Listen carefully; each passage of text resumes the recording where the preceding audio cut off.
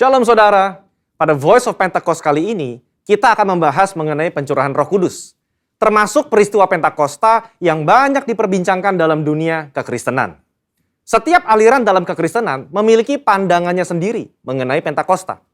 Insan Pentakosta percaya bahwa segala sesuatu yang berhubungan dengan Roh Kudus, seperti yang ada dalam Alkitab, khususnya kitab Kisah Para Rasul, masih terjadi sampai hari ini dan dapat terjadi beberapa kali. Ini termasuk pencurahan Roh Kudus itu sendiri, karya-karya dan mujizat yang dikerjakannya. Banyak istilah pergerakan yang telah didefinisikan oleh para ahli. Yang pertama, Dr. Peter Wagner. Dia menggunakan istilah Third Wave Movement, di mana Azusa Street dikatakan sebagai gelombang pertama, gerakan karismatik sebagai gelombang kedua, dan pemulihan tanda-tanda dan mujizat sebagai gelombang ketiga. Yang kedua, Dr. Billy Wilson, presiden dari ORU dan co-chair Global Empower 21, menggunakan istilah Fourth Wave atau gelombang keempat untuk menggambarkan kegerakan Roh Kudus masa kini dan masa depan. Beliau menempatkan Azusa Street sebagai gelombang pertama dan masa kini sebagai gelombang keempat. Yang ketiga, Dr. Tim Hill, General Overseer dari Church of God Cleveland, Tennessee, menyatakan visi bahwa amanat agung akan dituntaskan dengan kuasa Pentakosta di masa kini. Garis besar dari semua pembahasan di atas mengenai pekerjaan Roh Kudus di masa yang akan datang adalah amanat agung Tuhan Yesus Kristus hanya bisa diselesaikan dengan kuasa Roh Kudus. Karena itu kita sangat merindukan adanya lawatan Roh Kudus yang secara luar biasa di masa kini dan yang akan datang. Pendeta Dr. Insinyur Niko Nyotora Harjo juga mendapatkan visi dari Tuhan mengenai apa yang Roh Kudus akan dan sedang kerjakan di masa-masa ini, yaitu yang disebut dengan Pentakosta ketiga. Yang menarik untuk dibahas adalah apa yang membedakan visi ini dengan yang diutarakan oleh para hamba Tuhan Pentakosta karismatik lainnya. Visi Pentakosta ketiga adalah keberlanjutan dari peristiwa Pentakosta yang terjadi di kamar atas Yerusalem sebagai Pentakosta pertama. Berlanjut ke peristiwa di Azusa Street sebagai Pentakosta kedua. Dan sekarang kita ada pada masa Pentakosta ketiga. Kita perlu memperhatikan ciri-ciri dari Pentakosta yang pertama sebagai indikator dalam menganalisa berbagai kegerakan Roh Kudus yang terjadi semenjak Yerusalem sampai hari ini. Ciri-ciri yang dikatakan sebagai peristiwa Pentakosta adalah, pertama, bersifat masif, ekspansif, dan multi-etnis. Di dalam Kisah Rasul pasal yang kedua, ayat 8 sampai yang ke-11, orang Yahudi diaspora dan mereka yang tinggal di Yerusalem datang dan menghadiri kejadian Pentakosta itu. Tercatat juga ada orang Kreta dan orang Arab ada di sana. Saat pertobatan dan penuaian terjadi di Yerusalem, 3.000 orang bertobat dan gereja mula-mula pun bangkit. Yang kedua, penekanan terhadap bahasa roh atau glosolalia dan manifestasi kuasa Roh Kudus. Di dalam Kisah Rasul pasal 2 ayat yang keempat, ketika para murid dibaptis Roh Kudus, maka mereka mulai berkata-kata dengan bahasa-bahasa lain seperti yang diberikan Roh Kudus kepada mereka. Lukas menekankan apa yang terjadi dalam Kisah Rasul pasal yang kedua sebagai model untuk pencurahan Roh Kudus pada zaman itu dan juga zaman selanjutnya. Kita melihat ini di dalam Kisah Rasul pasal 10 ayat 46 dan 19 ayat yang ke-6. Kata glosais yang sama juga digunakan. Sepanjang kisah kitab Kisah Para Rasul, kita melihat bagaimana Roh Kudus menyertai kesaksian dan pemberitaan firman dengan tanda dan mujizat. Yang ketiga, memiliki korelasi langsung dengan penuntasan amanat agung. Ketika Petrus berkhotbah di depan orang-orang Yahudi dan penganut agama Yahudi itu, dia menutup dengan tantangan keselamatan dan 3.000 orang bertobat. Sejak itu, pemberitaan Injil merebak ke berbagai penjuru dunia. Berdasarkan ketiga ciri-ciri tersebut, maka kita dapat melihat apakah kegerakan-kegerakan tertentu dalam sejarah kekristenan dapat dikatakan sebagai peristiwa Pentakosta. Banyak kegerakan oleh Roh Kudus terjadi dalam sejarah kekristenan. Ada di Swedia, ada di Australia, Inggris, Jerman, dan lain-lain. Namun, kegerakan-kegerakan luar biasa tersebut hanya memenuhi 1 atau 2 dari 3 ciri-ciri peristiwa Pentakosta. Barulah peristiwa Azusa Street yang menunjukkan pemenuhan dari 3 ciri-ciri peristiwa Pentakosta tersebut. Jadi, Ada satu perbedaan antara kegerakan dengan peristiwa Pentakosta. Di dalam satu kegerakan, Roh Kudus bergerak untuk satu maksud, tujuan, wilayah, dan bangsa tertentu. Namun dalam peristiwa Pentakosta, maka tujuannya adalah untuk memenuhi ketiga ciri-ciri yang ditunjukkannya melalui peristiwa Pentakosta pertama dan kedua. Bagaimana dengan Pentakosta ketiga? Visi ini disampaikan pertama kali di Empower 21 Kongres Asia 2013 dan kembali ditekankan pada Empower 21 Kongres Asia 2018. Pentakosta ketiga sudah diterima begitu luas oleh bangsa-bangsa. Pada saat itu tercatat ada 44 bangsa yang hadir untuk menerima dari Roh Kudus mengenai adanya Pentakosta kembali, yaitu Pentakosta ketiga. Dan mereka masing-masing membawa api itu kembali ke bangsa mereka sendiri.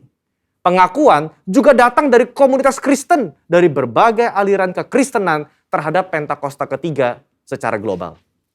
Sekarang, kita memahami apa yang menjadi kerinduan dari visi Pentakosta ketiga.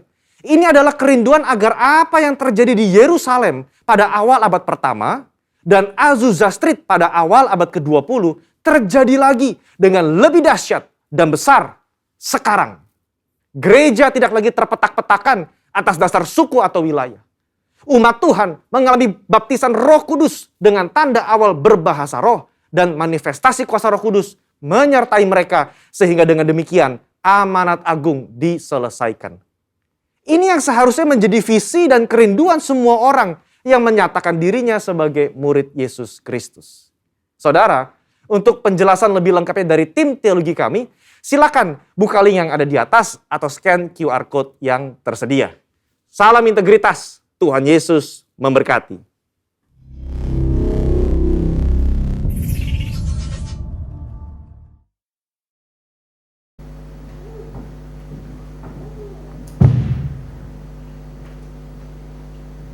Shalom. Shalom. Mari kita bersama-sama berdiri dan kita mengucapkan Mazmur 91 dalam perlindungan Allah. Orang yang duduk dalam lindungan yang maha tinggi dan bermalam dalam naungan yang maha kuasa akan berkata kepada Tuhan, tempat perlindunganku dan kubu pertahananku, Allahku yang kupercayai. Sungguh dialah yang akan melepaskan engkau dari jerat perangkap burung, dari penyakit sampar yang busuk. Dengan kepaknya ia akan melindungi engkau, di bawah sayapnya engkau akan berlindung. Kesetiaannya ialah perisai dan pagar tembok. Engkau tak usah takut terhadap kedahsyatan malam, terhadap panah yang terbang di waktu siang, terhadap penyakit sampar yang berjalan di dalam gelap, terhadap penyakit menular yang mengamuk di waktu petang. Walau 1000 orang rebah di sisimu dan 10.000 di sebelah kananmu, tetapi itu tidak akan menimpamu. Engkau hanya menontonnya dengan matamu sendiri dan melihat pembalasan terhadap orang-orang fasik. Sebab Tuhan ialah tempat perlindunganmu, yang maha tinggi telah kau buat tempat perteduhanmu. Malapetaka tidak akan menimpa kamu, dan tulah tidak akan mendekat kepada kemahmu. Sebab malaikat-malaikatnya akan perintahkannya kepadamu, untuk menjaga engkau di segala jalanmu. Mereka akan menatang engkau di atas tangannya, supaya kakimu jangan terantuk kepada batu. Singa dan ular kedung akan kau langkahi. Engkau akan menginjak anak singa dan ular naga. Sungguh hatinya melekat kepadaku, maka aku akan meluputkannya. Aku akan membentenginya sebab ia mengenal namaku. Bila ia berseru kepadaku, aku akan menjawab. Aku akan menyertai dia dalam kesesakan. Aku akan meluputkannya dan memuliakannya. Dengan panjang umur akan kukenyangkan dia, dan akan kuperlihatkan kepadanya keselamatan daripadaku. Amin. Haleluya. Shalom semuanya. Shalom. Bersukacita semuanya. Amin. Haleluya. Saya percaya pagi hari ini kita akan mempersiapkan diri kita untuk berjumpa dengan Tuhan. Amin. Biarlah setiap kita pulang dari tempat ini, kita akan mendapat sesuatu yang baru yang diberikan oleh Tuhan. Amin. Kita mempersatukan hati di dalam doa. Shakala barata kala barata kala bashikila barata kala barata kala Ura barata kala bashakala barata kala barata kala bashikila barata kala bashia Ushikila baratakala la la la la baratakala baratakala baratakala baratakala. Ushakala la la la la baratakala baratakala baratakala bashe. Terima kasih Tuhan, terima kasih Yesus. Engkau sungguh baik, Engkau beramat baik. Kami bersyukur, kami memujimu, kami memujimu. Haleluya, haleluya. Setiap kami ya Bapa, biarlah Engkau pakai hidup kami Tuhan untuk menjadi berkat Tuhan. Biarlah setiap kami ya Tuhan, kehidupan kami Tuhan, Engkau yang menuntun Tuhan setiap kami. Dan kami percaya Tuhan, di tempat ini Tuhan, yang hadir Tuhan setiap anak-anak-Mu ya Bapa. Begitu juga Tuhan yang mengikuti Tuhan ibadah online dimanapun mereka berada. Kami percaya bahwa Tuhan Yesus tidak pernah meninggalkan setiap kami, selalu setia bersama-sama dengan kami. Biarlah berkat yang melimpah Tuhan berikan bagi setiap kami, kesehatan, keluarga besar yang baik, pelayanan, bisnis, usaha pekerjaan kami, Tuhan tutup bungkus oleh bulu darah Yesus. Terima kasih ya Bapa, Engkau selalu mengasihi kami ya Bapa. Ini waktunya Tuhan, kami rindu Tuhan untuk memuji dan menyembah Engkau. Bila pada saat kami memuliakan Engkau, pintu surga itu terbuka bagi setiap kami. Terima kasih ya Bapa, terima kasih ya Yesus, terima kasih ya Roh Kudus. Beracaralah Tuhan di tengah-tengah kami. Di dalam nama Tuhan Yesus Kristus, kami mengucap syukur dan berdoa. Kita sama-sama katakan, amin. Berikan tepuk tangan terbaik untuk Tuhan kita yang luar biasa. Lihat kanan kirinya, katakan, Engkau sungguh luar biasa. Engkau sungguh luar biasa. Haleluya.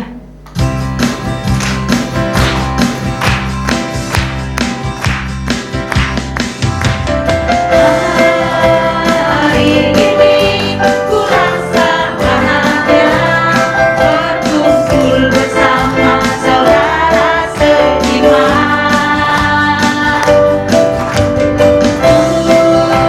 Tuhan Yesus bersatukan kita tanpa memandang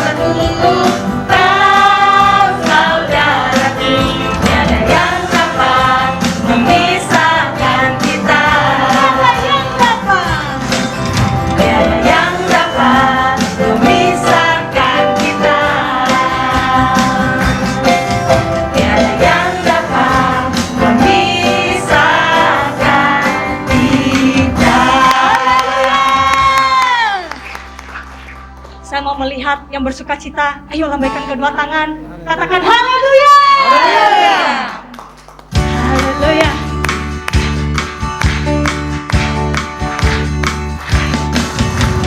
Mari kita semua umat pilihan Allah, dengarlah panggilannya untuk menggenapi firman-Nya.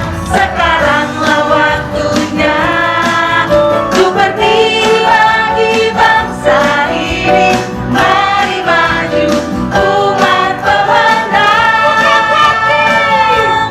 bukan bangkit, nyatakan kemuliaannya. Bukan bangkit, nyatakan kebesarannya. Sampai setiap lutut bertelut, semua lidah mengaku Yesus Kristus dialah Tuhan, Raja segala raja.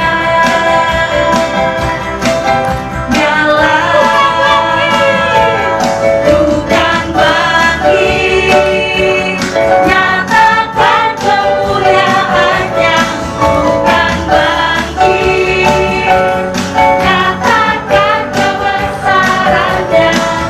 Sampai setiap lutut bertelut, semua lidah mengaku Yesus Kristus dialah Tuhan, Raja segala raja. Dialah Raja. Dialah Raja. Dialah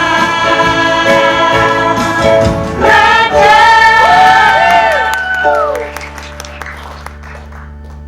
Kita akan sama-sama mendeklarasikan apa yang dimaksud dengan Pentakosta ketiga. 1. Pentakosta ketiga adalah pencurahan Roh Kudus yang dahsyat di zaman now, melebihi yang terjadi di Azusa Street. 2. Pentakosta ketiga akan mengakibatkan penuaian jiwa yang terbesar dan terakhir sebelum Tuhan Yesus datang kembali. 3. Pentakosta ketiga akan membangkitkan generasi Yeremia, yaitu anak-anak muda yang dipenuhi Roh Kudus, cinta mati-matian kepada Tuhan Yesus, tidak kompromi terhadap dosa, dan akan bergerak untuk memenangkan jiwa. 4. Pentakosta ketiga lahir di Indonesia dan bergerak ke bangsa-bangsa. Gerakan ini dari timur ke barat dan akan kembali ke Yerusalem. 5. Pentakosta ketiga akan memberikan kuasa untuk menyelesaikan amanat agung, dan setelah itu Tuhan Yesus datang kembali. Amin. Amin. Haleluya. Silakan duduk saudara-saudari. Ini waktunya kita akan memberi yang terbaik untuk pekerjaan Tuhan di tempat ini. Kita persatukan hati di dalam doa. Terima kasih ya Bapa, Engkau telah memberkati Tuhan setiap kami ya Tuhan. Ini waktunya Tuhan kami akan memberi. Bila setiap Tuhan anak-anak-Mu Tuhan yang akan kembalikan Tuhan persepuluhan, persembahan khusus, persembahan ucapan syukur. Bila setiap tangan-tangan yang memberi, Engkau memberkati Tuhan 100 kali lipat Tuhan. Dan kami percaya Tuhan, kami mau memberi Tuhan dengan sukacita yang Kau berikan Tuhan bagi setiap kami. Di dalam nama Tuhan Yesus Kristus kami mengucap syukur dan berdoa. Kita sama-sama katakan amin.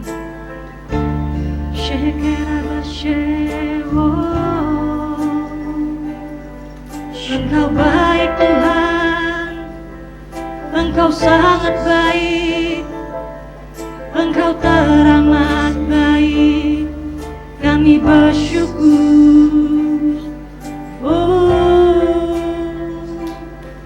Terima kasih Tuhan, terima kasih Yesus. Haleluya, haleluya.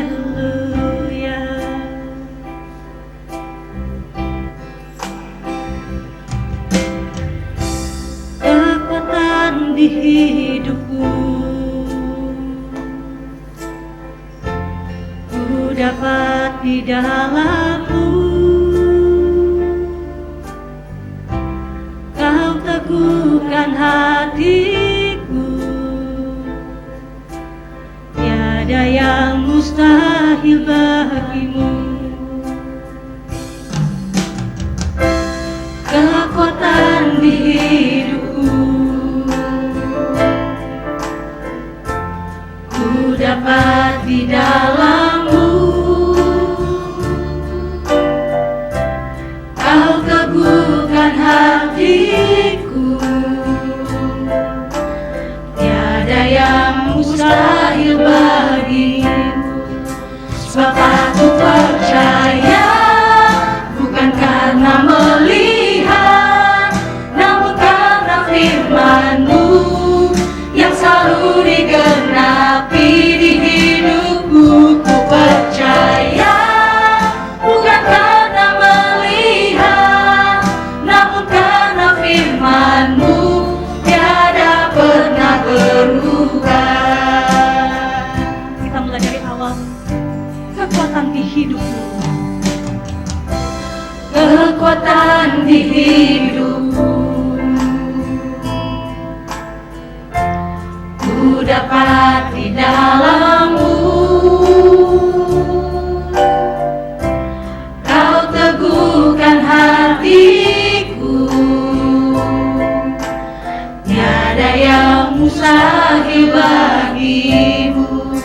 Sebab aku percaya, bukan karena melihat, namun karena firman-Mu yang selalu digenapi di hidupku. Ku percaya, bukan karena melihat, namun karena firman-Mu tiada pernah berubah.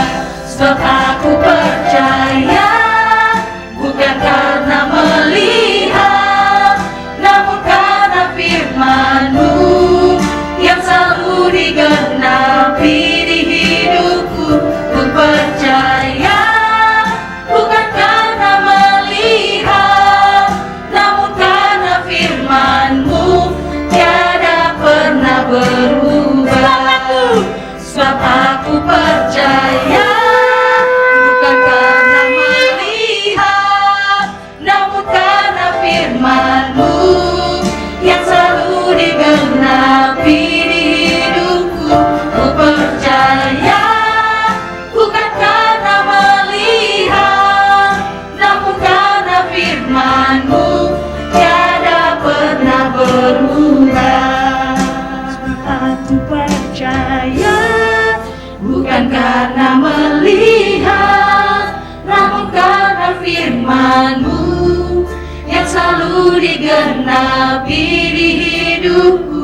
Ku percaya, bukan karena melihat, namun karena firman-Mu tiada pernah berubah.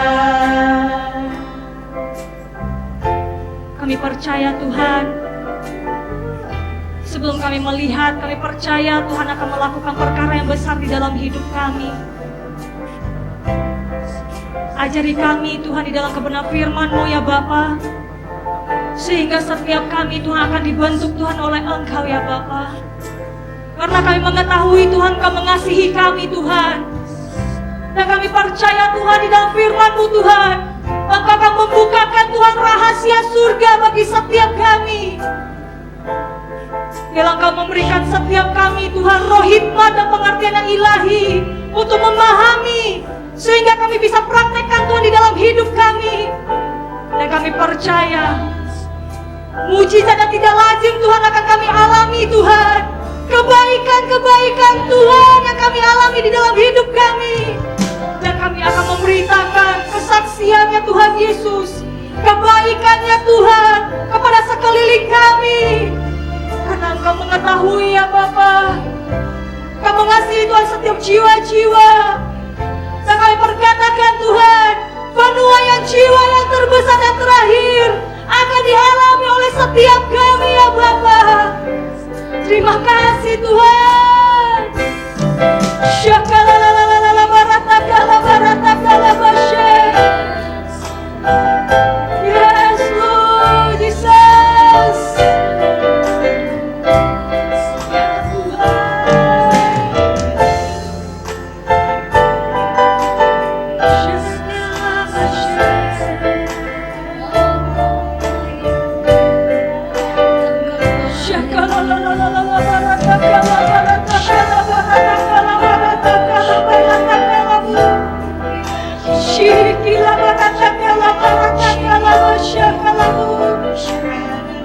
Terima kasih Tuhan.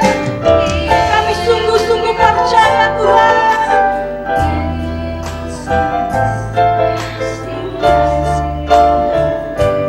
Sebab aku percaya.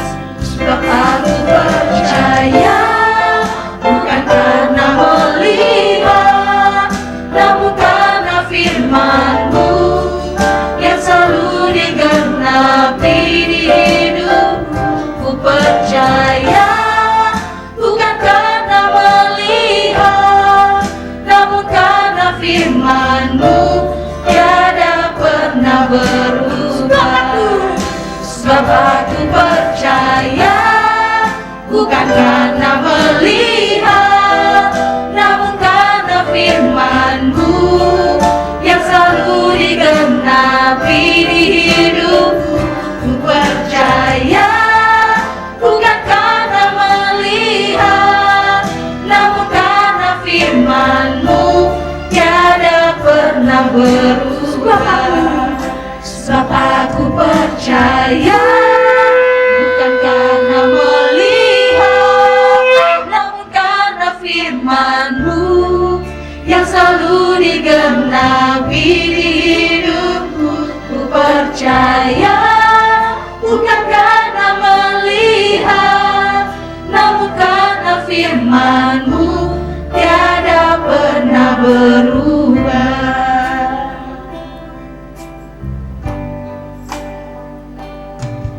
Tuhan tak pernah janji langit selalu biru, tetapi Dia berjanji selalu menyertai. Tuhan tak pernah janji jalan selalu rata, tetapi Dia berjanji berikan kekuatan.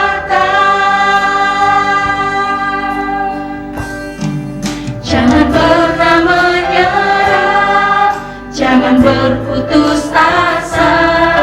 Mujizat Tuhan ada saat hati menyembah. Jangan pernah menyerah, jangan berputus asa. Mujizat Tuhan ada bagi yang setia dan percaya. Jangan pernah menyerah, jangan pernah menyerah, jangan berputus asa. Mujizat Tuhan ada saat hati menyembah. Jangan pernah menyerah, jangan berputus asa. Mujizat Tuhan ada bagi yang setia dan percaya. Jangan pernah menyerah, jangan pernah menyerah, jangan berputus asa. Mujizat Tuhan ada saat hati menyembah. Jangan pernah menyerah, jangan berputus asa. Mujizat Tuhan ada bagi yang setia dan percaya. Jangan pernah menyerah. Jangan pernah menyerah, jangan berputus asa. Mujizat Tuhan ada saat hati menyembah. Jangan pernah menyerah, jangan berputus asa. Mujizat Tuhan ada bagi yang setia dan percaya. Mujizat Tuhan ada. Mujizat Tuhan ada bagi yang setia dan percaya. Mujizat Tuhan masih ada. Mujizat Tuhan ada bagi yang setia dan percaya. Beri kemuliaan buat Tuhan.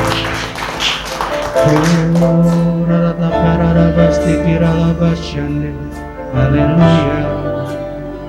Kuriara labasti kirara basyema. Hinata karana masera mosa, Shekinah glory, Shekinah glory. Engkau baik Yesus, terpujilah namamu Yesus, namamu indah Yesus, namamu ajaib Yesus, nama di atas segala nama, nama yang penuh dengan kuasa, Yesus namanya. Haleluya, haleluya. Kami ada sebagaimana kami ada. Karena kesehatan, kekuatan, kesempatan kami boleh ada di rumah Tuhan. Terima kasih buat undangan Tuhan. Karena undangan Tuhan ingin memberkati kami semua. Terima kasih Bapak. Karena kami percaya keletihan kami, kelesuan kami, ketika kami ada di rumah Tuhan, kami akan diberikan kelegaan. Kami akan diberikan kekuatan.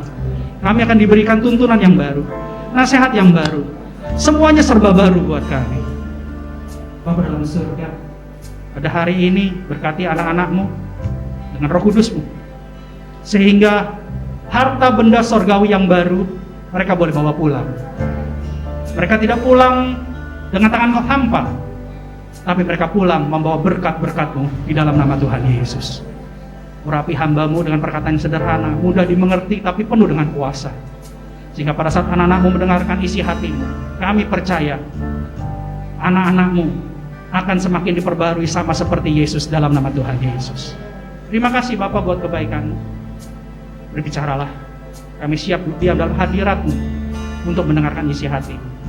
Segala hormat, pujian, kuasa, kemuliaan, kemasyuran bagi-Mu di dalam nama Tuhan Yesus Kristus. Kami mengucap syukur dan berdoa. Yang siap mendengarkan firman Tuhan sama-sama katakan amin. Silakan duduk Bapak Ibu saudara-saudari sekalian terkasih dalam Kristus Yesus. Shalom. Tuhan Yesus baik. Tuhan Yesus dahsyat. Tuhan Yesus ajaib. Tuhan Yesus sayang kita. Puji Tuhan. Beri kemuliaan buat Tuhan. Ternyata khotbah kemarin IPA itu masuk ya, belum IPS dan matematika ya, baru IPA ya. Iman, percaya dan amin ya. Tetapi hari ini saya akan lebih tekankan lagi tentang IPA dan kelanjutannya, sehingga kita dapat satu paket sorga yang hidup dan menjadi berkat buat kita. Yang mau katakan yes? Yes. Ya. IPA, iman timbul dari firman Kristus. Iman adalah dasar pengharapan dan bukti yang tidak kita lihat. Ya. Karena berharap, karena tidak kita lihat, maka kita harus percaya.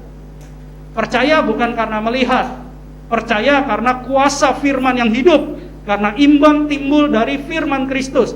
Kita percaya Tuhan Yesus sayang kita, kita percaya Tuhan Yesus sayang keluarga kita, kita percaya Tuhan Yesus memberkati kita, dan percaya itu karena kita belum melihat. Kalau saya katakan, Bapak, saya percaya Bapak ketika megang perusahaan ini akan maju, tapi perusahaan itu belum berjalan, tapi karena kita percaya kepada orang tersebut, maka kita percaya firman Tuhan akan bekerja kepada orang itu. Jadi firman-Nya yang membuat kita percaya tanpa melihat. Nanti kita akan buktikan apakah iman Kristen memang betul-betul tidak terlihat. Nanti kita akan buktikan. Ya. Selanjutnya, karena iman kita punya rasa percaya, karena percaya ada pembaharuan sehingga terjadi kesepakatan dengan firman. Dari situ kita mengatakan amin. Amin adalah bentuk respon. Amin adalah bentuk kesepakatan. Amin adalah pribadi yang namanya Yesus. Hari ini kita akan belajar lebih dalam lagi. Berbahagialah kita yang diundang hari ini untuk mendapat paket lanjutan. Ya, saya percaya. Siapkan hati kita, bersihkan hati kita, dan saya percaya hari ini kita pulang akan membawa berkat yang luar biasa. Amin. Karena saya diberkati lewat firman ini. Saya akan bagikan apa yang Roh Kudus ajarkan buat kita. Hari ini tema khotbah kita berhubungan dengan khotbah yang kemarin, berhubungan dengan 2 minggu yang lalu sebagai penabur benih. Temanya adalah miliki Yesus. Ya, saya akan bagikan satu rahasia yang terdalam dalam Alkitab. Ya. Makanya saya bilang bersyukur kalian boleh datang dalam 2 paket ini. Saya juga bersyukur saya boleh diberi pengajaran baru oleh Roh Kudus. Dan tidak akan saya simpan, saya akan bagikan. Oke. Banyak orang mungkin mengenal iman. Banyak orang yang ketika ditanya mau masuk surga, pasti mau masuk surga. Tapi sayangnya banyak orang Kristen, pengikut Kristus, yang tidak tahu jalan ke surga. Sekalipun dikatakan mau masuk surga, yes, saya mau Pak Gembala, saya mau pastor, tetapi tidak tahu bagaimana jalan menuju surga. Kalau ditanya punya iman, yes, saya punya iman. Ya, kemarin saya berdiskusi dengan Pak Simbolon, itu luar biasa diskusinya di KUL. Pak, saya tahu namanya buah apel, saya tahu rasanya buah apel. Saya pernah makan apel dan sering makan apel. Tetapi saya tidak pernah melihat dan tahu pohon apel. Banyak orang tahu tentang sorga, banyak orang mau menikmati sorga, tapi banyak orang tidak tahu jalan ke sorga. Banyak orang dikatakan memiliki iman, tapi tidak mengerti definisi iman. Nah, hari ini kita akan lanjutkan, apakah iman Kristen adalah iman yang sia-sia? Apakah iman Kristen tidak terbukti dan tidak teruji? Apakah iman Kristen ketika kita katakan saya percaya sekalipun saya tidak melihat, apa maksud terdalam, pewahyuan terdalam dari perkataan itu? Saya biarkan seminggu untuk merenungkan, dan hari ini saya akan finalisasi lewat firman Tuhan.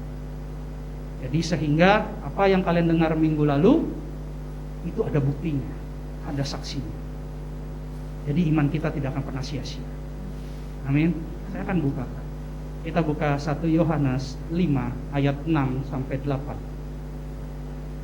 1 Yohanes 5 ayat 6 sampai 8. Demikianlah firman Tuhan.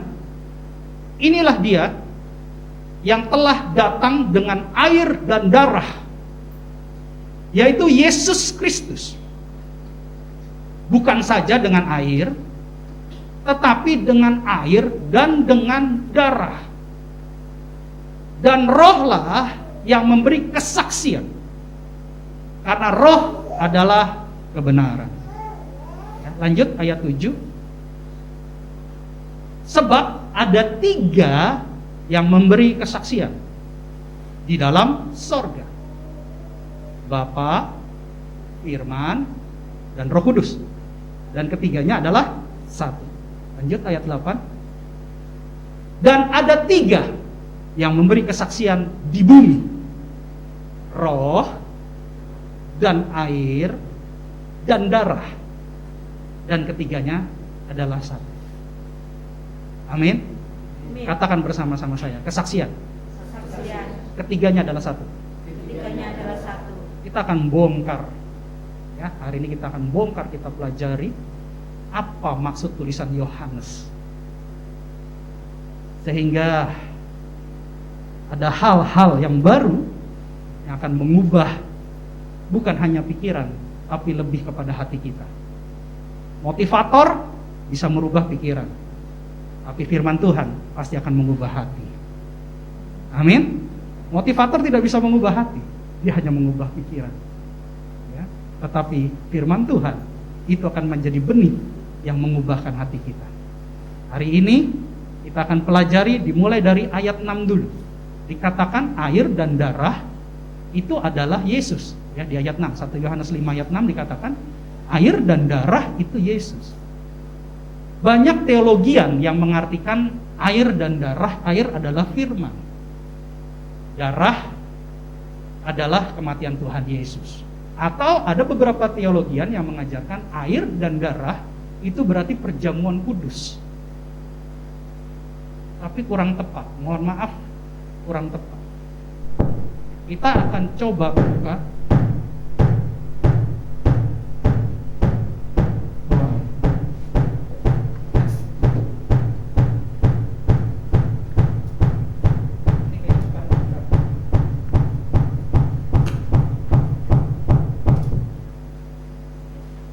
puji Tuhan, Pak Kris dituntun oleh Roh Kudus, ternyata gitarnya ya, puji Tuhan. Ya, ini suatu yang luar biasa. Tapi berarti kalau ada yang luar biasa, berarti ada makna sorgawi yang luar biasa. Ya, ingat, jangan kalah sama iblis. Makanya saya bilang, ini hari ini perjuangan datang. Kemarin hujan, saya maklumi, cuaca tidak mendukung kalian datang. Tapi sekarang cerah. Kedatangan kalian, itu menjadi berkat buat kalian. Ya, ini perjuangan, kalau untuk firman sebuah perjuangan. Karena iblis pasti tidak mau kita mendengar kebenaran.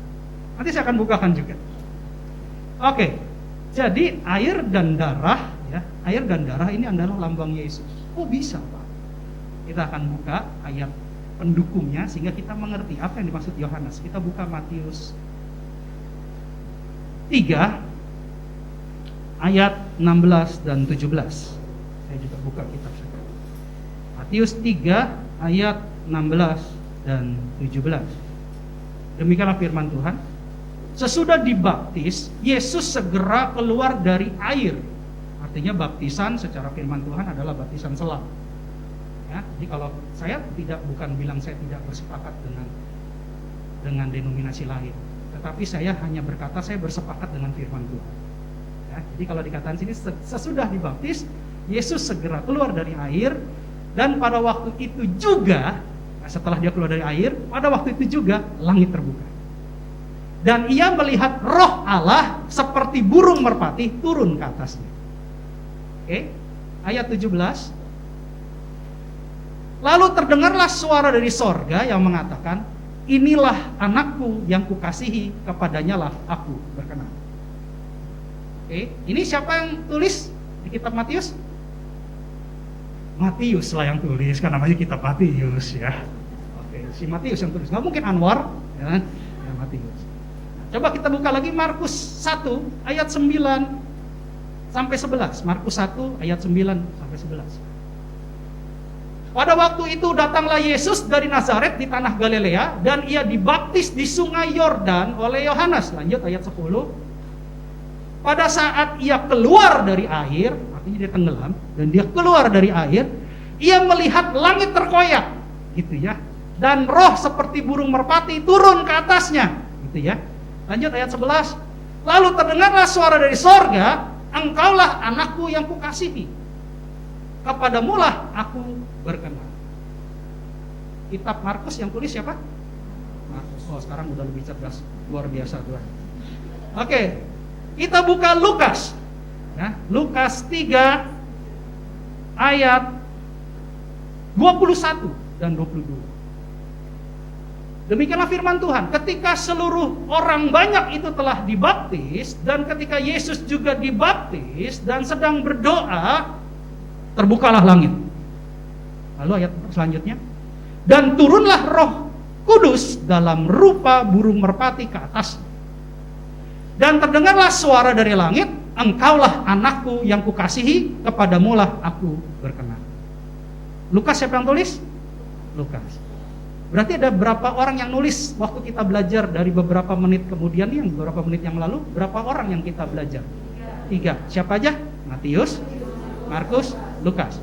Mungkin nggak ada orang-orang lain yang menyaksikan tapi tidak menulis di Alkitab? Mungkin kan? Mungkin kan, namanya baptis kan rame-rame kan, dikatakan coba ayat 21 mundur satu ayat. Mundur satu ayat. Ketika seluruh orang banyak, katakan orang banyak. Artinya banyak yang menyaksikan ya. Tapi tidak menulis atau tidak tertulis di dalam Alkitab. Kita baru belajar 3 orang, masih banyak lagi yang lain. Ya, masih banyak ya. Dan itu melambangkan air pada saat Yesus dibaptis. Bagaimana dengan darah? Karena tadi Yohanes bilang air dan darah adalah Yesus Kristus. Ya. Kita buka Markus 15 ayat 37. Di Markus. Ini masih banyak lagi, ada Matius, Lukas, Yohanes, tapi saya tidak buka. Saya coba ambil contoh di Markus. Markus 15 ayat 37. Lalu berserulah Yesus dengan suara nyaring dan menyerahkan nyawanya. Artinya di saat kematian ya, menyerahkan nyawa, bukan dibunuh. Yesus tidak pernah dibunuh dan tidak bisa terbunuh, tapi Yesus menyerahkan nyawanya. Ya, hati-hati perkataan ini ya. Kalau dibilang, wah katanya anak Tuhan kok bisa mati. Dia bukan dibunuh, tapi dia menyerahkan. Beda ya, menyerahkan dengan dibunuh beda ya. Gitu. Dia menyerahkan nyawanya untuk siapa? Untuk kita. Jadi beda. Pengorbanan Yesus itu menyerahkan nyawa buat kita, bukan mati terbunuh. Jadi harus mengerti. Ini pembelajarannya lain lagi. Nanti kalau Paskah, nanti saya akan bukakan suatu saat, seizin Tuhan. Lanjut di ayat 38. Ketika itu tabir bait suci terbelah dua dari atas sampai ke bawah. Bait suci itu hancur pada saat dia mati. Lanjut di ayat 39. Waktu kepala pasukan yang berdiri di hadapan dengan dia melihat matinya demikian, karena ada tanda-tanda alam ya, langit gelap gulita, gempa bumi, ya, bait suci Allah terbelah dua, tirai pembatas ruang kudus dan ruang maha kudus itu koyak. Lalu berkatalah dia, sungguh orang ini adalah anak Allah. Nanti kalau kalian baca Alkitab bisa dilihat ada paralelnya. Ada Matius juga menyaksikan, ya. Lukas juga mengetahui peristiwa ini, bahkan Yohanes. Dan masih banyak orang lain, salah satunya adalah kepala pasukan. Jadi banyak yang menyaksikan. Kalau diperhatikan air dan darah berbicara tentang baptisan dan kematian yang disaksikan oleh banyak orang. Bahkan tertulis di kitab. Apa persamaannya? Persamaannya adalah dari semua peristiwa Yesus adalah anak Allah. Setuju? Setuju kan? Dalam baptisan, ya, Yesus adalah anak Allah. Dalam kematian, Yesus adalah anak Allah. Artinya dalam peristiwa ini ada kemanusiaan dan ada keilahian daripada Yesus. Kok bisa, Pak? Makanya di 1 Yohanes 5 ayat 7 dikatakan begini. 1 Yohanes 5 ayat 7, tadi kan 6 ya, kita bahas tentang air dan darah. Sebab ada 3 yang memberi kesaksian di dalam sorga. Katakan dalam sorga. Bapa, Firman, dan Roh Kudus. Pada saat Yesus dibaptis, yang di sorga siapa? Bapa, ada Allah kan? Bapa, ada firman-Nya kan? Karena Allah dan firman-Nya adalah satu kan? Dan ada roh Allah kan? Karena Allah adalah roh. Berarti pada saat Yesus dibaptis, ya, maka di sorga ada 3 pribadi ini. Bapa, firman-Nya, dan roh. Dan ketiganya adalah satu. Pada saat Tuhan Yesus dibaptis, langit terbuka. Roh Kudus ada di atasnya. Lalu ada suara yang berkata, inilah anakku yang kukasihi, kepadanya lah aku berkenan. Itu yang ngomong siapa? Yohanes? Atau yang dibaptis, teman-teman yang dibaptis? Dia adalah anak yang kukasihi. Siapa yang bicara itu? Bapa. Berarti sorga bersaksi gak? Saya mau tanya dulu, sorga bersaksi gak bahwa dia adalah anak Allah? Benar ya? Makanya dikatakan sebab ada 3 yang memberi kesaksian di dalam sorga. Kita sepakat dulu nih dengan firman. Karena katanya firman harus direalisasikan dengan pikiran. Sebenarnya saya nggak sepakat, tapi saya coba dengan bantuan Roh Kudus sehingga kita mengerti apa sebenarnya tulisan Yohanes, kandungannya apa. Ya. Jadi pada saat Tuhan Yesus dibaptis, ya, ada kejadian yang menjadikan peristiwa itu adalah kesaksian dari sorga. Di peristiwa itu ada kesaksian dari sorga bahwa dia adalah anak Allah. Bagaimana dengan di bumi? Coba di ayat 8. Ayat selanjutnya dikatakan ada 3 yang memberi kesaksian di bumi. Gitu kan ya. Tadi kan di sorga, nih bicara sorga. Ada Roh Kudus, betul ya? Ada air dan darah. Siapa air dan darah? Pribadi Yesus. Air dalam peristiwa baptisan dalam bentuk manusia, yaitu Yesus, ada darahnya, ada nyawanya.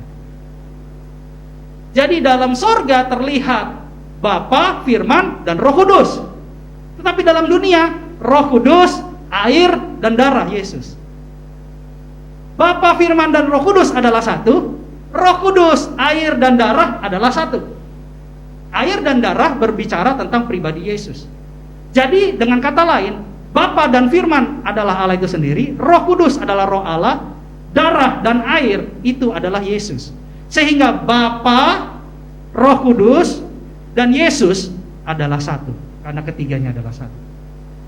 Sorga bersaksi, bumi bersaksi bahwa dia adalah anak Allah. Paham? Apa terlalu cepat atau bikin bingung? Tapi saya percaya Roh Kudus akan membuat kalian mengerti bahwa kita sepakat kesaksian di sorga dan kesaksian di bumi menyatakan Yesus adalah anak Allah.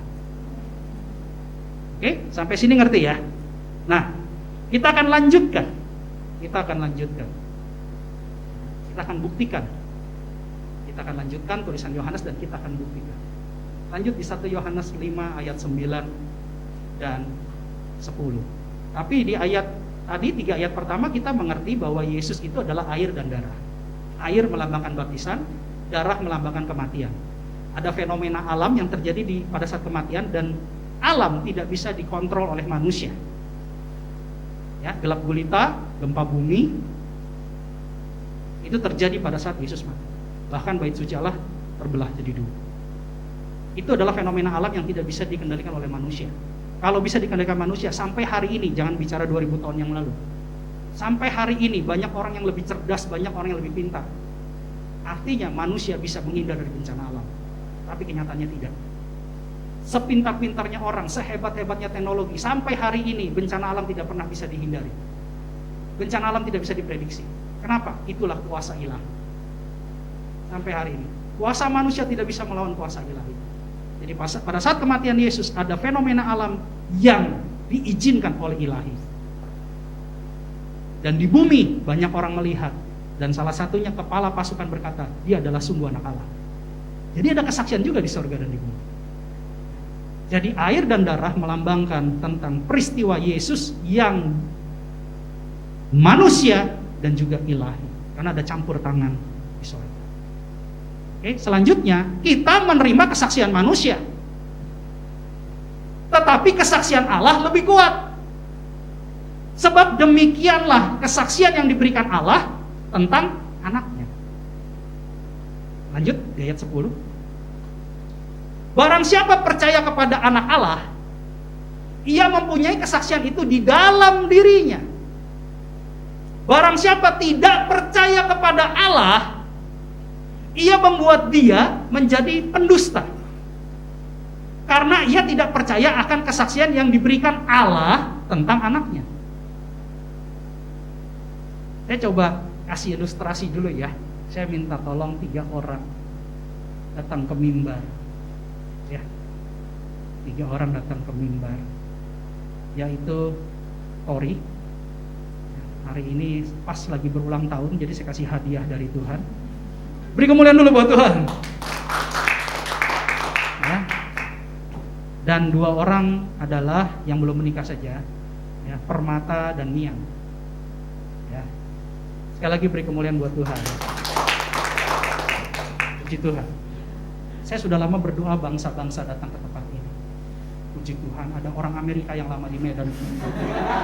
Jadi saya kalau melihat Tori ini ingat James Bond. Selalu diapit dengan wanita cantik. Ya, mantap ya. Nah, sekarang kita akan ilustrasikan tentang firman Tuhan.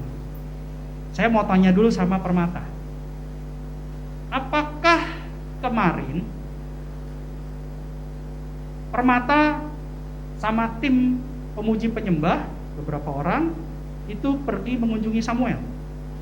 Pergi ya? Pergi, Pak.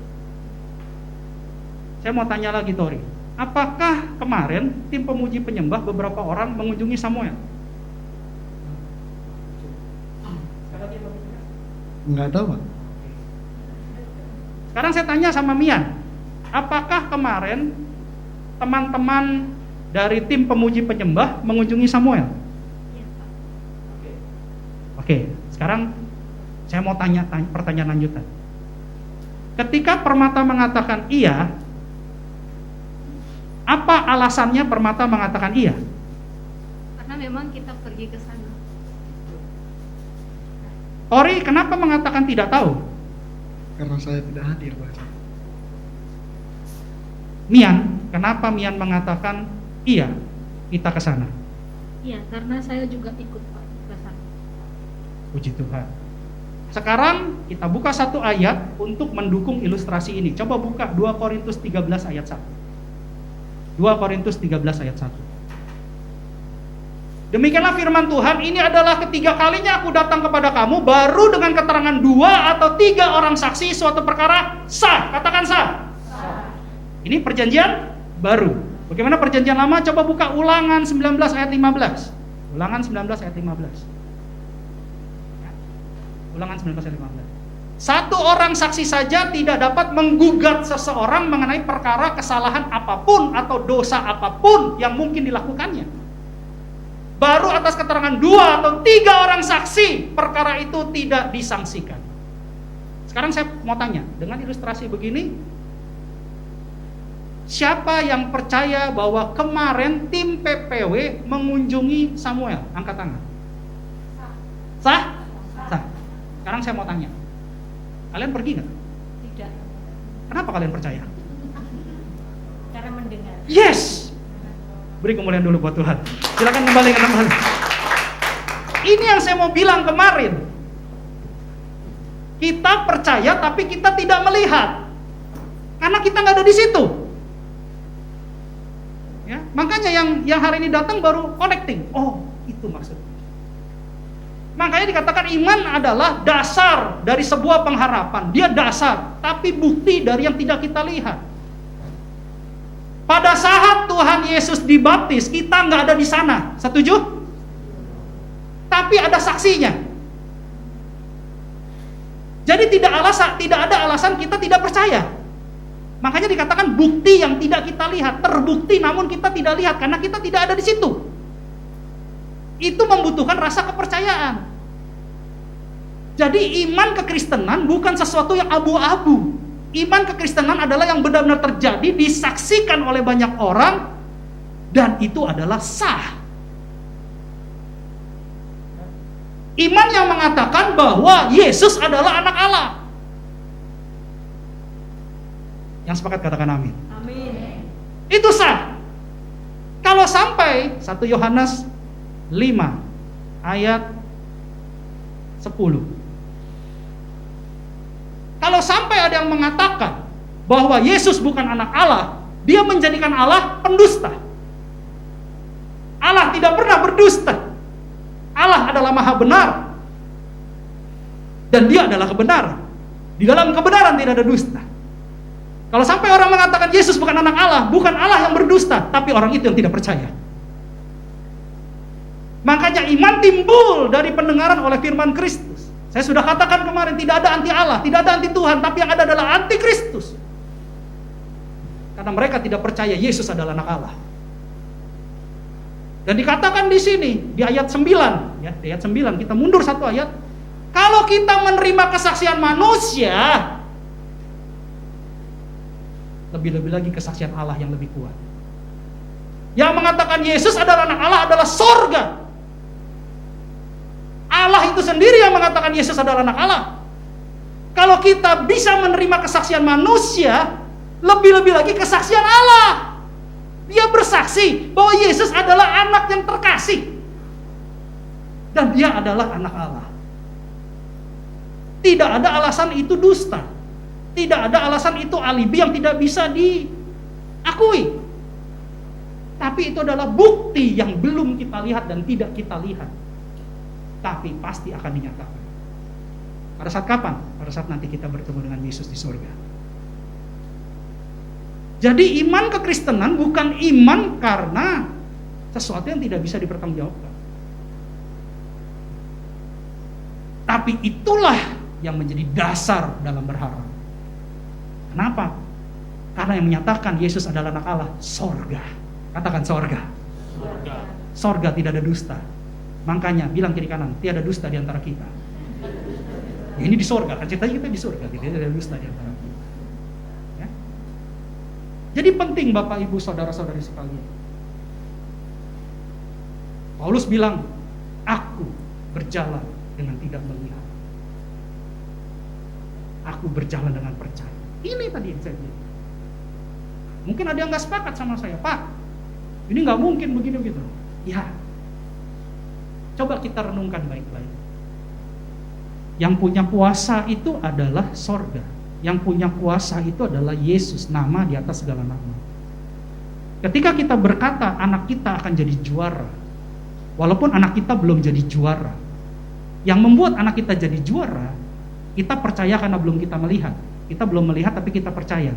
Tapi yang membuat itu terjadi dan membuat anak itu jadi juara, itu firman Tuhan karena dia mengasihi anak itu. Ya. Ketika kita mengatakan tender ini akan saya menangi, saya percaya tender ini akan saya menangi. Saya belum mengalami, tapi saya percaya. Tapi yang membuat itu terjadi, bukti yang tidak kita lihat dan akan terlihat, dasar dari sebuah pengharapan, itu kuasa firman. Firmannya adalah pribadinya. Yesus diakui sebagai anak Allah. Yang mengatakan itu adalah Allah itu sendiri, sorga itu sendiri. Bumi juga menjadi saksi. Karena melihat bahwa ada suara Allah dan Allah bersaksi. Allah berkata bahwa Yesus adalah anak yang kukasihi dan kepadanya lah aku berkenan. Bagaimana yang menentang tidak percaya dengan Yesus? Kita buka 1 Yohanes 2 ayat 21 dan 22. Aku menulis kepadamu bukan karena kamu tidak mengetahui kebenaran, tetapi justru karena kamu mengetahuinya dan karena kamu juga mengetahui bahwa tidak ada dusta yang berasal dari kebenaran. Pak, saya berbohong untuk kebaikan. Benar ya, sering kita dengar gitu ya.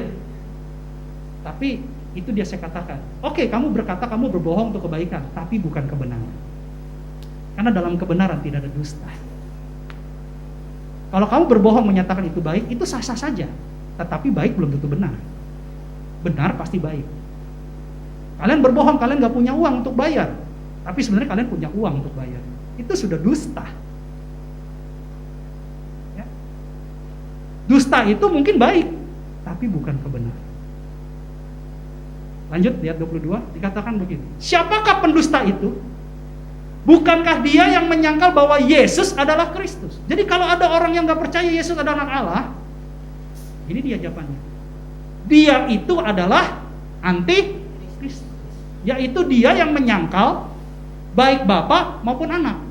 Kok bisa Pak, Bapa maupun anak? Loh iya dong. Kamu tidak percaya Yesus adalah anak Allah, tapi yang mengatakan itu adalah Allah Bapa. Berarti kamu menyangkal Yesus dan menyangkal Allah. Karena dianggap Allah itu saksi dusta. Padahal itu disaksikan oleh banyak orang. Berarti antikristus sudah ada, sudah banyak. Tetapi antikristus belum duduk di ruang Maha Kudus. Nah itu tanda-tanda kedatangan Tuhan Yesus. Kalau sampai antikristus duduk memimpin bait suci Allah. Nah. Tapi kalau ditanya antikristus sudah ada jauh, sudah ada. Selama dia tidak mengakui Yesus adalah Kristus, itu adalah antikristus. Dan ketika dia menyangkal Yesus adalah Kristus, dia bukan hanya menyangkal anak, tapi juga menyangkal Bapa di surga. Karena yang menyatakan Yesus adalah anak Allah, itu adalah siapa? Bapa di surga. Jadi penting. Yohanes 8 ayat 44. Kita baca firman-Nya. Iblislah yang menjadi bapakmu dan kamu ingin melakukan keinginan-keinginan bapakmu. Ia adalah pembunuh manusia sejak semula dan tidak hidup dalam kebenaran, sebab di dalam dia tidak ada kebenaran. Apabila ia berkata dusta, ia berkata atas kehendaknya sendiri, sebab ia adalah pendusta dan bapa segala dusta. Ketika seseorang berdusta, bapaknya siapa? Saya nggak mengatakan opini saya, tapi ini firman. Kalau saya ngomong, saya berbicara, saya di mimbar ini saya berkata-kata, ada dasar firman. Makanya Yesus ini benar-benar adalah anak Allah. Jangan sampai kita didustai. Orang-orang yang tidak percaya bahwa Yesus adalah anak Allah, dia tidak percaya kepada Allah. Dan bahkan lebih daripada itu, sungguh keji, dia menganggap Allah pembohong. Hati-hati. Kita lanjutkan di 1 Yohanes 5 ayat 11. Dikatakan begini. Dan inilah kesaksian itu. Allah telah mengaruniakan hidup yang kekal kepada kita, dan hidup itu ada di dalam Anaknya. Kalau Allah adalah maha kekal, Anaknya maha kekal gak? Yes. Karena Bapa dan Anak dan Roh Kudus, ketiganya adalah satu.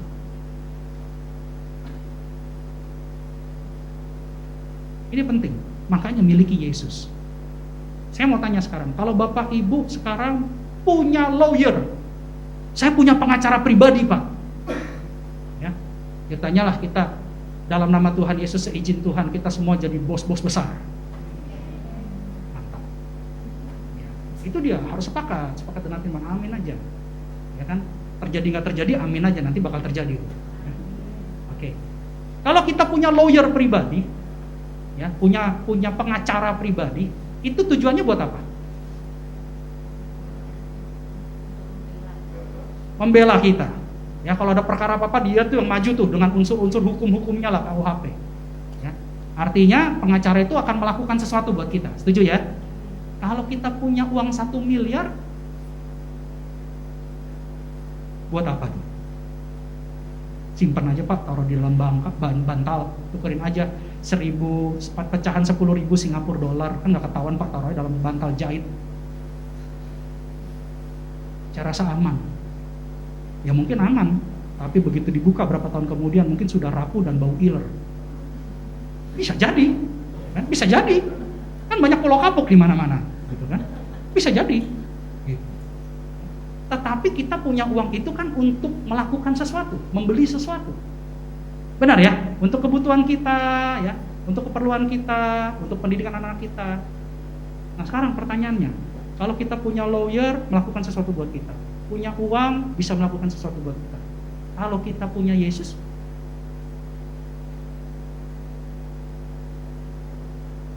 Yesus bisa nggak melakukan segala-galanya buat kita? Kita sudah tahu jelas Yesus adalah anak Allah. Ya? Dan bahkan Allah telah mengorbankan hidup yang kekal kepada kita di dalam anaknya melalui Yesus. Di ayat 12 dikatakan begini. Di ayat selanjutnya. Ini ayat 12. Barang siapa memiliki anak, ia memiliki hidup. Barang siapa tidak memiliki anak, ia tidak memiliki hidup. Ya. Jadi,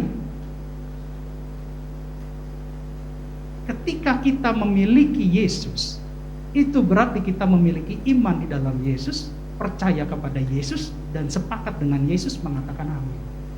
Ketika kita memiliki Yesus, maka Yesus akan melakukan segala sesuatu buat kita.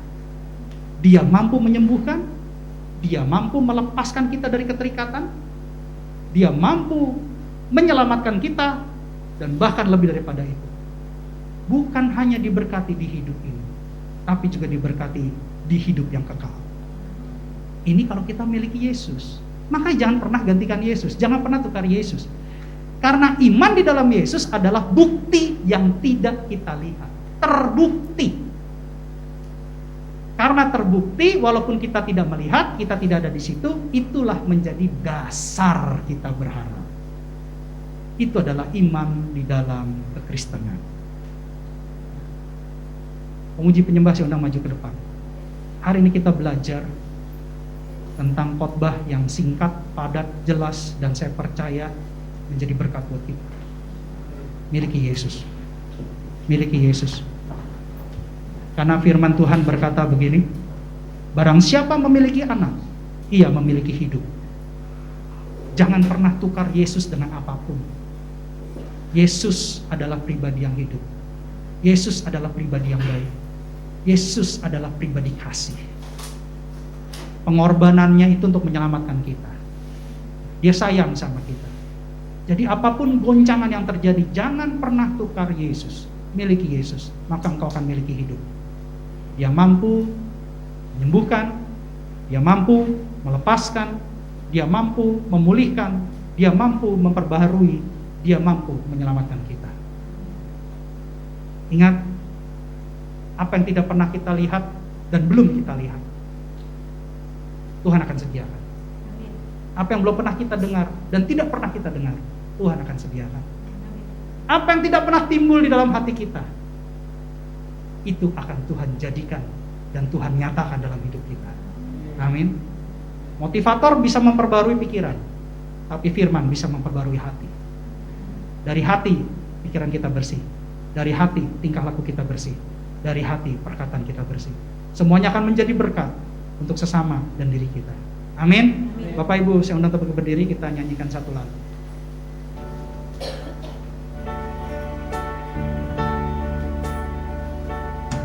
ada. Semua dapat aku miliki di dalam hidupku, hatiku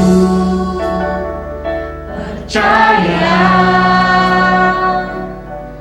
rancanganmu bagiku adalah yang terbaik. Walau ku tak dapat melihat semua rencanamu Tuhan, namun hatiku tetap memandang padamu. Kau tuntun langkahku, walau ku tak dapat berharap atas kenyataan hidupku, namun hatiku tetap memandang padamu. Kau ada untukku. Kita ulang lebih sungguh-sungguh lagi. Kita ulang dari awal. Sadar tak semua dapat aku miliki di dalam hidupku, hatiku percaya rancanganmu bagiku adalah yang terbaik. Walau ku tak dapat melihat semua rencanamu Tuhan, namun hatiku tetap memandang padamu. Kau tuntun langkahku, walau ku tak dapat berharap atas kenyataan hidupku, namun hatiku tetap memandang padamu. Kau ada untukku. Lebih sungguh-sungguh lagi. Walau ku tak dapat melihat semua rencanamu Tuhan, namun hatiku tetap memandang padamu. Kau tuntun langkahku, walau ku tak dapat berharap atas kenyataan hidupku, namun hatiku tetap memandang padamu. Kau ada untukku. Biarlah musik bermain. Pada hari ini firman Tuhan memberkati kita semua, bahwa ada kesaksian dari sorga, ada kesaksian dari bumi, bahwa Yesus adalah anak Allah. Ketika kita menyatakan bahwa kita memiliki iman yang timbul dari firman Kristus yang kita dengar, iman yang ada di dalam Yesus, maka percayalah, itu artinya kita sudah memiliki Yesus. Karena firman Tuhan berkata, barang siapa memiliki anak, dia memiliki hidup. Barang siapa memiliki Yesus, artinya dia memiliki hidup. Karena hidup itu diberikan kepada anak, bukan hanya hidup yang biasa, tapi hidup yang kekal. Karena Yesus adalah anak Allah. Oleh sebab itu, izinkan iman di dalam Yesus terus bertumbuh melalui firman Kristus, sehingga kita punya bukti walaupun kita tidak melihat. Kita punya dasar untuk berharap Dan kita percaya bahwa firman itu yang ada di dalam iman punya kuasa, punya kuasa, punya kuasa, ya dan amin.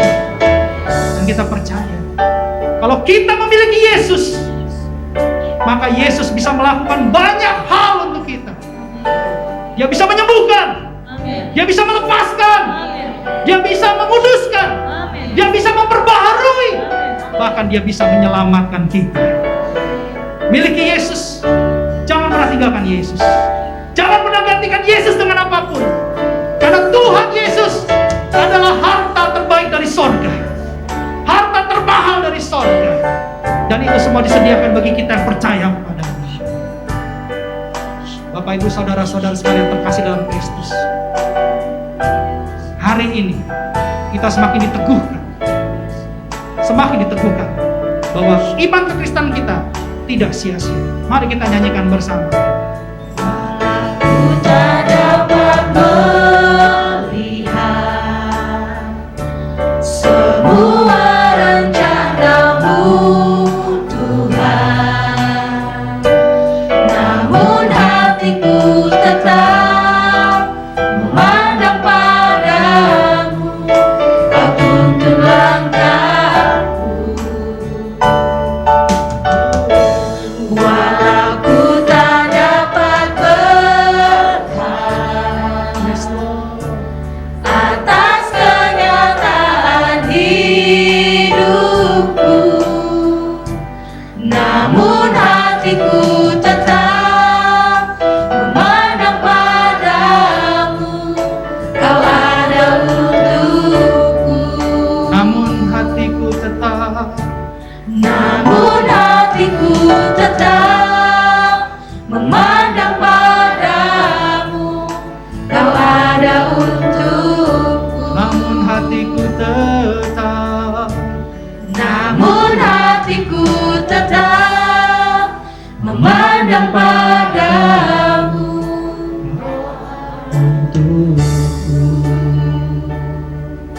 Terima kasih Bapak buat firman kebenaran-Mu.